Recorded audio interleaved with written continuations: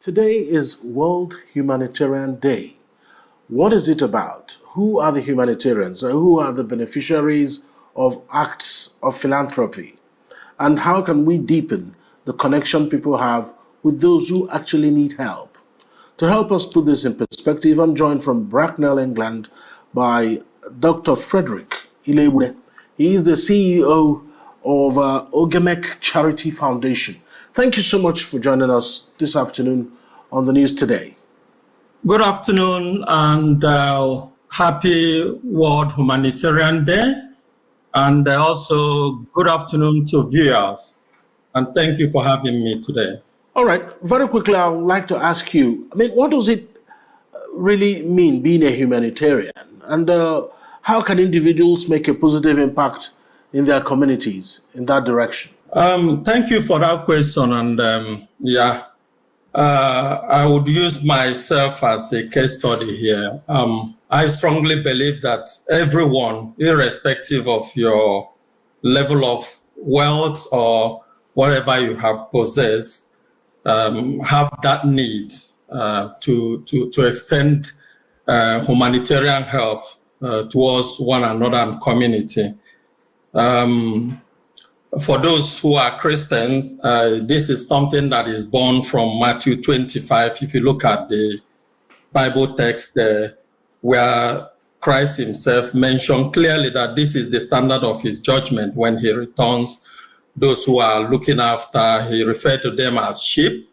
Those who are in the right hand of him, he called them sheep. You were looking after those in hospital, those in prison, basically those who are really vulnerable. And to those who are not doing that, he referred to them that they are not really following what is meant to be a Christian. And to whom, using this part of the world I am in, welfare system to them, it looks like is a right, where you look after vulnerable. But also looking at our own context, if you are from Africa or Nigeria or whatever part you are from in the East, I strongly believe that we are really born to look after one another. We are a community that are called to look after one another, especially those who are vulnerable. So naturally, going back to what I mentioned in Matthew 25, those who are really doing those things that are called sheep, or the people who are faithful servants of Christ, are people who were doing it naturally. They were not doing it in the sense that they were expecting anything back from what they are doing.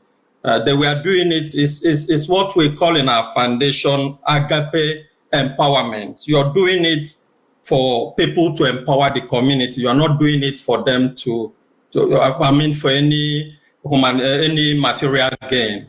So it's something that I strongly believe that we are called to do as Christians. And for those who are not religious, naturally helping people, that are really blessings that come with it.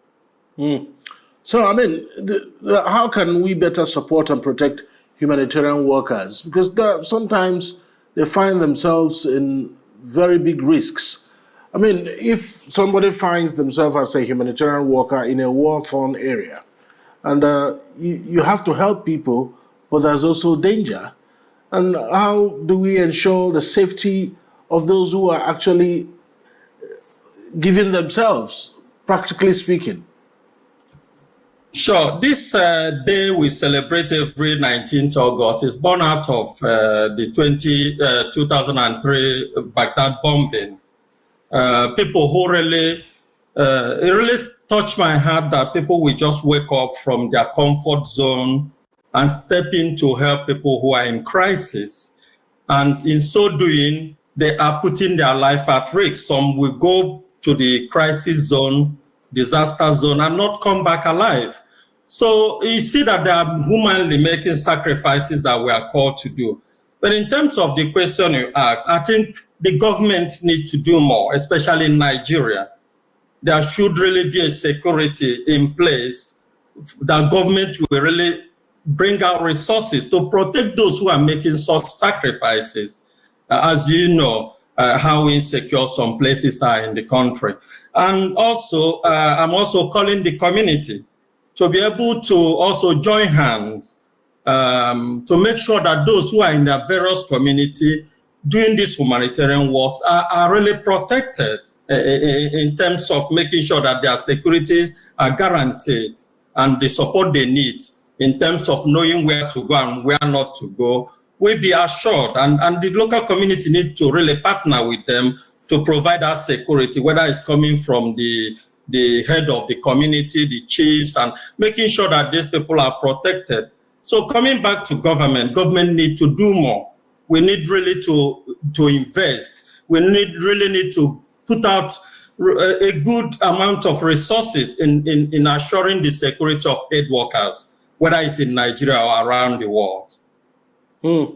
So, I mean, from what you've known, being a humanitarian yourself, what do you consider the most pressing humanitarian challenges facing our world today, and how can we work together to address this?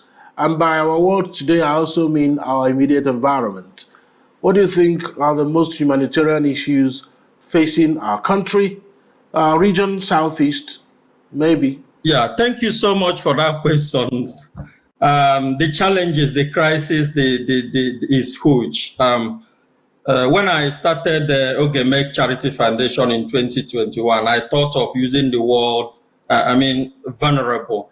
But who would you look at today and say is not vulnerable in Nigeria? But the answer to your question is that there are much really to do in the area of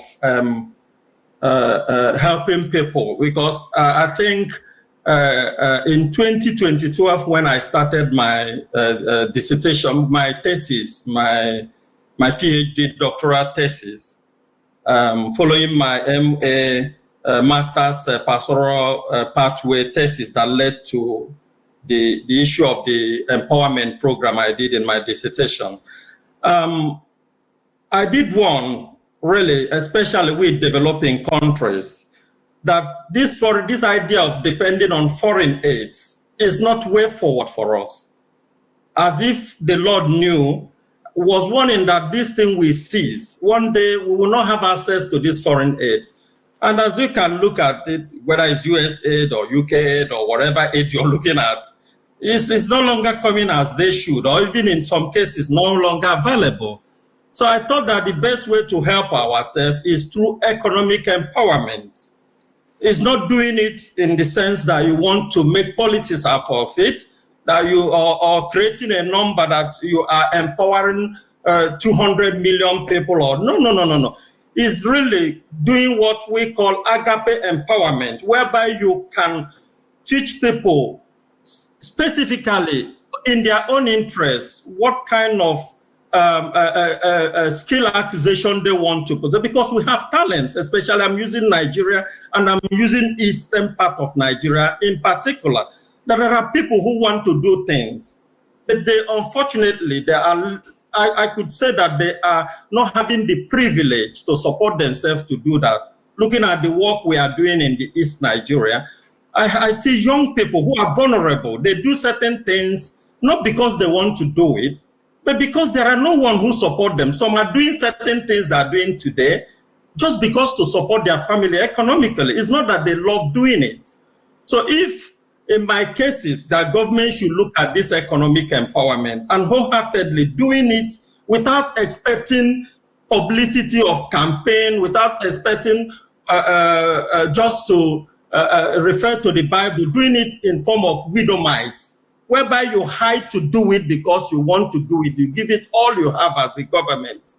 I think that is one way to really sustain ourselves in whatever we do, especially meeting the need. As you know, that we are referred as the poverty capital of the world. I really take back seat when I hear things like that, because I don't see a talented nation like that, young people, youths who are vibrant, who want to do things, but we are still economically poor because of, in some cases, not placing priorities on where we should, especially empowering our young people and vulnerable people. So I think that is the way forward, agape economic empowerment. Yeah, I like the fact that you keep emphasizing on the word agape, which brings me to the next question. I mean, for someone to be a humanitarian or a philanthropist, it has to come from the inside. Someone will have felt something, will have felt the need to do good. But is there a way to encourage people to start feeling some empathy, having this thought that other human beings actually matter, that they go through something? How do we propel that change to stir up that feeling of empathy in our people, especially those that can afford to help others, to start stepping forward to make a change? Thank you for that question. One of the things I really observe very well being grown up in that society and still part of the society, even though I live in United Kingdom, is that one of the questions people ask me when I returned back 2 months ago to fully establish this foundation, Ogemek Charity Foundation, is that the idea of they call me Dr. Fred. We don't understand. How do you intend to make profit out of this foundation? How do you intend to gain? Because I'm looking at the money you are preparing to invest in this. But how do you make gain at the end of the day? I don't understand. Or is it part of what happened in our society and somewhere else that people establish foundation, the idea of really economically enriching themselves? But if you wholeheartedly want to do it, what are the gains? How do you make out this money, whether you're borrowing or doing it? But coming to your question is this: it doesn't matter whether you're rich or poor to really feel for the need of supporting vulnerable people. I continue to lay emphasis on widowites. If you look at the Bible principle, when Christ was saying that this is the somebody to his disciple, that this is somebody who had wholeheartedly gave to the cause of the gospel. First, you need to realize that humanitarian cause is giving for the cause of Christ or giving for the cause of humanity. If you're not religious, it's something that everybody, doesn't matter if you have a penny. You can't have 2 pennies and see somebody who have 0 penny and feel comfortable eating on your table, enjoying yourself while people are eating the crumbs, or people are there not even eating at all. As human, if you have the spirit of Christ, you're not going to be comfortable doing that. So it's for us to know if you look at our culture, even Africa or wherever, or even Nigeria or Igbo, or any culture you look at it, we are similar to what you are reading there in the Bible. You see how people are very sympathetic about the need of vulnerable people, even in our community. I give you an instance. In this part of the world, you are paid to look after people. You are paid well enough to care for people who are in need. But we Africans, naturally, you saw it as a responsibility. We grow up in a culture that places responsibility on every individual, even a child.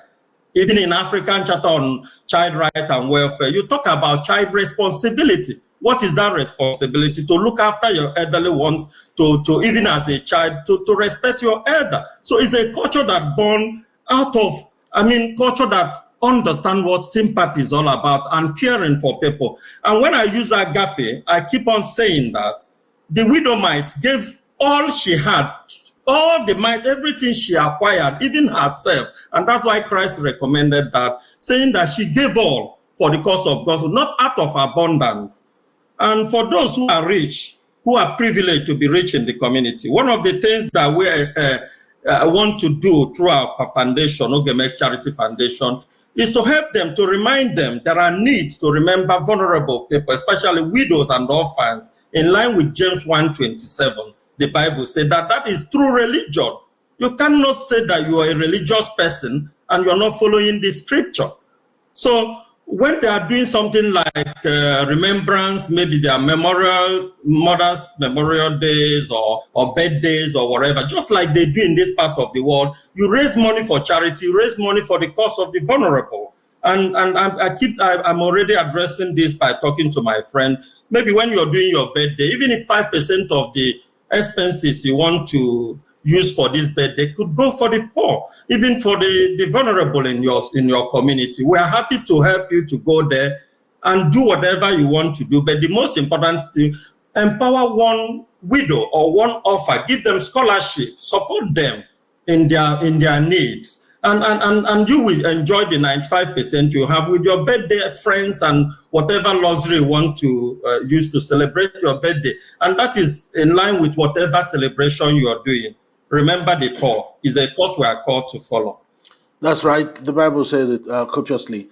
Whatsoever you do to the least of my brother, that you do unto me. And just before I let you go, Dr. Iloegbuna, how can we honor the sacrifices and contributions of humanitarian workers who have dedicated their lives to helping others, often in difficult and dangerous circumstances? Because one thing is to be a humanitarian, but sometimes the conditions under which you do so can be so difficult that you actually almost have to sacrifice yourself to do it. How do you think we can honor them? Yes, thank you so much. As the world celebrates, I strongly believe Nigeria are part of those who are celebrating these sacrifices these honorable people are doing. I think from the national level, I would encourage our government to really place national honor to those who are paying these huge sacrifices. Coming to state level as well, this should be celebrated, advertised in a TV station like Afia TVs and radios and other stations nationwide. The state government should organize something. Probably I could say something in a conference center or other part of the state where they celebrate the sacrifices of people who are paying these ultimate prices. And then on local government level, I think priority should be placed because these people work in local communities. To be able to call this day a special day, call them, encourage them, give them some incentives, frankly speaking, and then also give them honor in the society. Let the people around know that these people are doing a huge work for not only for humanity, but for the Lord. These are for government, but also I'm looking for private sectors. I think they need to do more themselves to honor these people, to support the work, and also encourage, give some support to those foundations and individuals who are really in the forefront of laying down their lives to make sure that the vulnerable and those in crisis and disasters are looked after in line with what the world do outside. Thank you. And I have to thank you so much, Dr. Fredrick Iloegbuna, CEO of the Ogemek Charity Foundation. Thank you for talking to us from Bracknell, England. Thank you. Thank you. Thank you for having me, and have a good day. Once again, happy Humanitarian Day. Same to you. Bye. Thank you. Thank you. And thank you for staying with us on the news today. Do follow us on all social media platforms at Afia TV Official. My name is Alex Owodo. Good afternoon.